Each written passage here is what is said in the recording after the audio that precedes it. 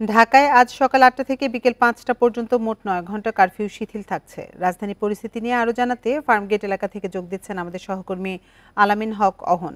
আলামিন, আপনি তো ফার্মগেটে আছেন এবং আজকে সকাল ৮টা থেকে বিকেল ৫টা পর্যন্ত কারফিউ শিথিল থাকছে। সড়কে যান চলাচল কেমন দেখছেন? দোকানপাট খুলেছে কিনা?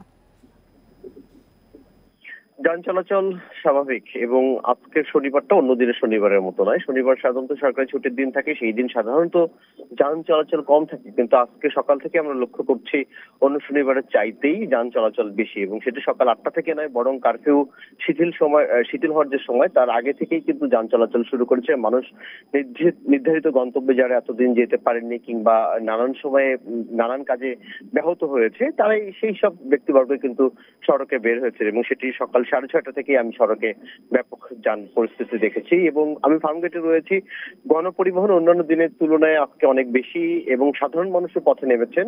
বিশেষ করে আমি কিন্তু আর্মির কোনো টহল কিংবা আইন শৃঙ্খলা বাহিনীর সদস্যদের কোনো টহল এখন পর্যন্ত খুব একটা চোখে পড়েনি। বিশেষ করে সকাল 8টায় তো কারফিউ শিথিল হয়, তার আগে আর্মি সেনা সদস্য যারা রয়েছেন, যেসব চৌকি রয়েছে সেখান থেকে তারা সরে যান। এবং আজ আমি দেখেছি, বিশেষ করে আমি প্রগতি সরণির কথাও যদি বলি, বাড্ডা লিংক রোড, এই সড়কগুলোতেও আর্মির খুব বেশি টহল সকালেও দেখা যায়নি। অর্থাৎ অনেকটা শিথিল হয়েছে, জনজীবন স্বাভাবিক হয়ে যাচ্ছে, এবং জনজীবন স্বাভাবিক করার যে প্রক্রিয়া সেটি সাধারণ মানুষেরই বেশি স্বাভাবিক করার জন্য চেষ্টা।